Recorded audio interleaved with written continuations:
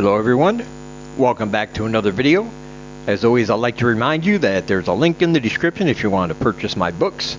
I have 5 altogether, so feel free to check them out, and if you do, I hope you like them.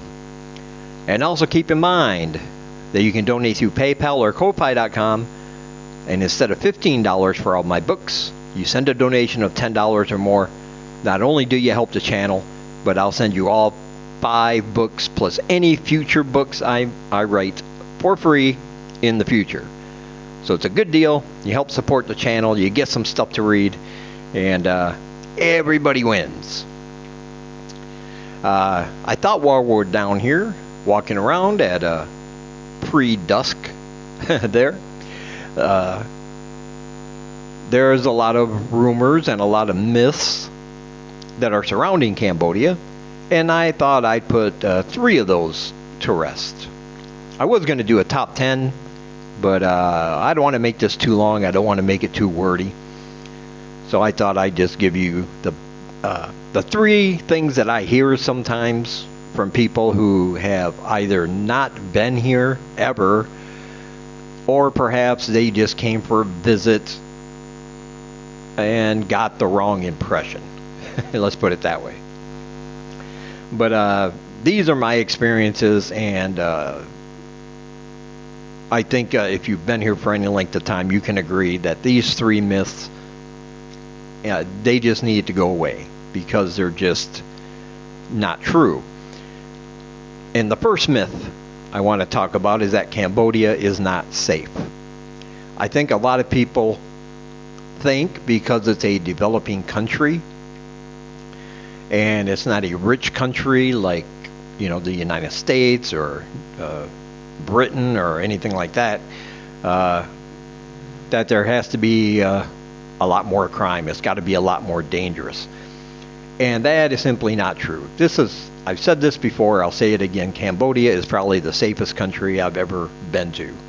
And it's just, you know, I've never had anybody mug me. I've never been ripped off. I've never thought my health or life was in jeopardy or anything, you know, nothing like that. But of course, you do want to use common sense. Violence against foreigners and even the use of weapons here is very, very rare. You rarely see it. And the crimes that do happen are generally crimes of opportunity. During festivals, you're around a lot of people. There's large crowds, you know, during the Khmer New Year and Chum Ben holidays. And there might be pickpockets, or you leave your purse or your phone or unattended, and you know, you turn back around and it's gone. Those are crimes of opportunity, and they happen in every country, not just Cambodia. Cambodia is not especially high on the list for that kind of thing as far as statistics go. It's about average comparatively with any other country. So if you keep your wits about you, if you don't go down any dark, strange alleyways at night when you're not sure where you are, if you don't go out and get drunk and start causing a big ruckus and a big scene and start yelling and cussing out everybody and you know, acting like a douchebag, basically. If you don't do that, you are going to be fine. You're going to have no problems here. And I always give people this tip, always. You don't have to take your passport with you wherever you go. Make a copy, keep it in your wallet, and only take enough money and items that you could afford to lose, if that makes sense. Don't go out with $1,000 in cash in your pocket if you don't need $1,000 in cash. You're going to go out for a night on the town, grab 50 bucks or something, and just you know, take that amount with you.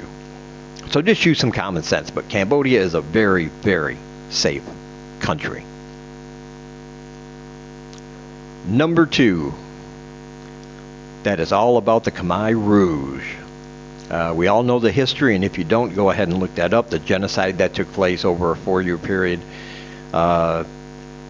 And sometimes the only thing people know about Cambodia is that little bit of their history, and it is a very little bit of their history comparatively to how long they've they've been a country. And that makes sense because it was an atrocity, and it decimated the economy. It decimated all their a lot of their traditions, and a lot of their religion, and it was horrible, and nobody should downplay that, and they certainly do not downplay that here. But they have spent the last 4 decades or so bringing themselves up from that state of near collapse and turning themselves into a country that is open for all, that is welcoming to all, where the Khmer Rouge is a lesson to be taught in history so it doesn't repeat itself, but it's not part of this country's identity. It's not part of its ongoing everyday conversations or anything like that. They should definitely learn from it, and I think they have. But like I said, over the last 4 decades, they've managed to get past that, and it will always be talked about. But for a lot of people, that's the only part of the history of Cambodia Just do a little research. Just use the Google there, That's what it's for. Or, you better yet go to a library. I'm always telling people, read more. Go to a library, and you can find out that it's, especially now, it's much, much more than that. It's developing at such a quick, fast pace. Since the pandemic's been over, it has just been blowing up, in my opinion. And they're doing everything they can to get those numbers of visitors and expats back to the pre-pandemic numbers, and I think they're going to get that done because they put the effort in, the government's put the money in, and they want people to know that that's in their past, and they're just looking forward to the future. As a matter of fact, Cambodia, I guess, could still be considered a developing country, but according to the people who record these kind of things, they've actually moved themselves up to lower middle class standards. So technically, yes, they're still a developing country, but that's a step up from where they were. And so they're moving forward. They're making great progress toward just being better. And they've learned from their past, and they're not going to repeat it. So if that's all you know about Cambodia is the Khmer Rouge, just, you'll learn about it when you come here, but you're not going to hear it on the lips of every person. You're not going to hear conversations about it everywhere you go. It's just something a lot of people want to leave in the past, just as a point of history, and move forward. And the third myth,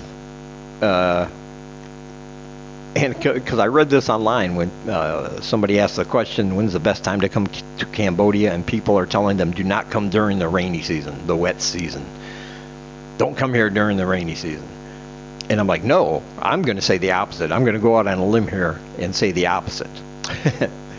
Because when we talk about seasons here, there are two. There's dry season and there's rainy season.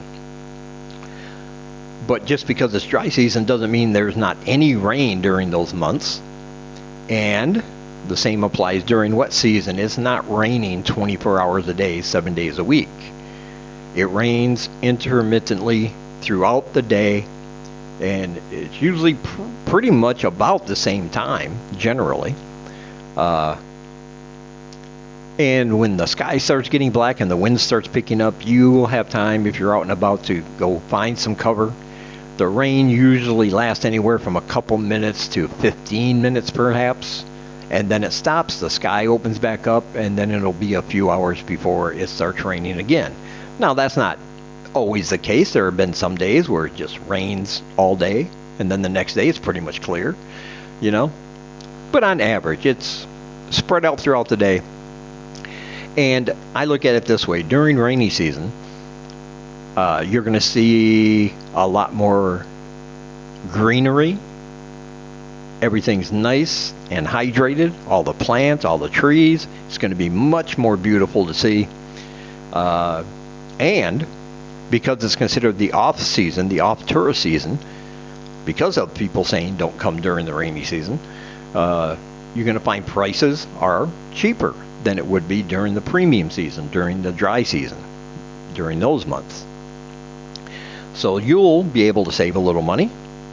You'll be able to see Cambodia in all of its beautiful green glory. And yeah, I would say definitely come here sometime during the rainy season. It's beautiful and it's a lot cooler. You know, Cambodia is hot all year round, but but while that rain's going on, you got that wind picking up, and it just feels glorious to me. You know, throw open your windows, throw open your doors, stand out on a balcony, and it's just great. It's fantastic. I love it. I love it when that happens. And I'm going to throw in a little bonus tip for you, since you stuck around this far. For everybody who's still here, you get to hear this little bonus tip, and here it is.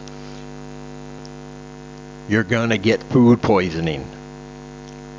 That is more and more a myth, and let me tell you why.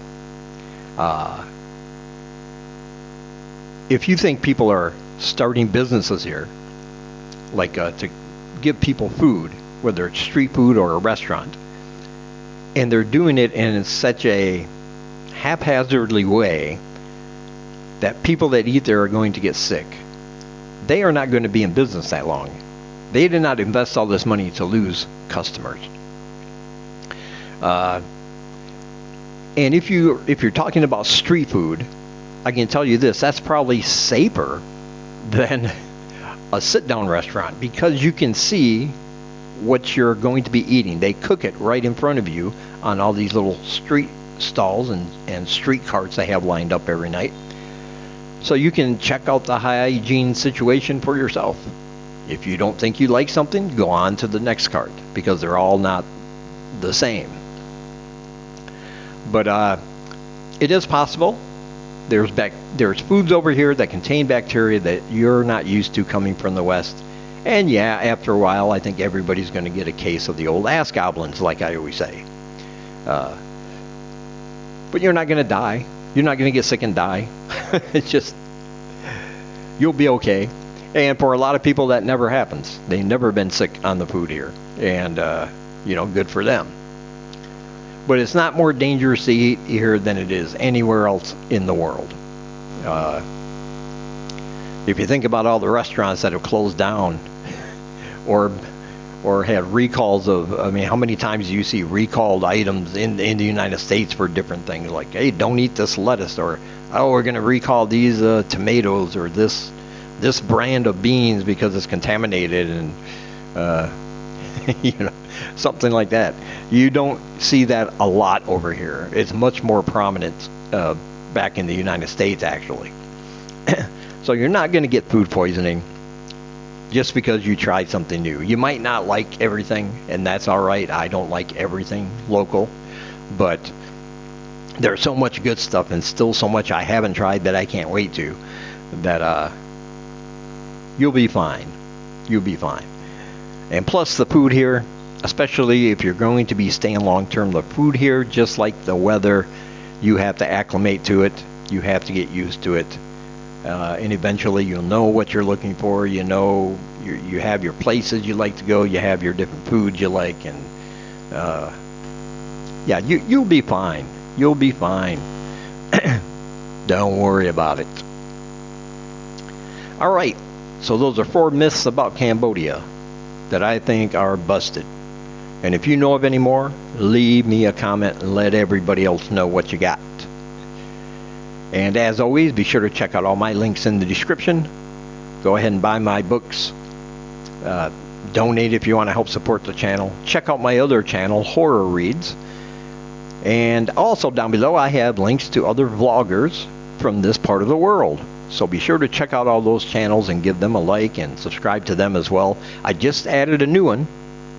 That's right. Go ahead and look down there. If you haven't looked down at that list for a while, I added a new one, Tom Trips Out. He does a lot of videos in Phnom Penh. I know people ask me about Phnom Penh all the time, and I don't live there, so I don't know. That would be your go-to guy. So go ahead and check out his channel down below. And I will talk to you guys in the next one.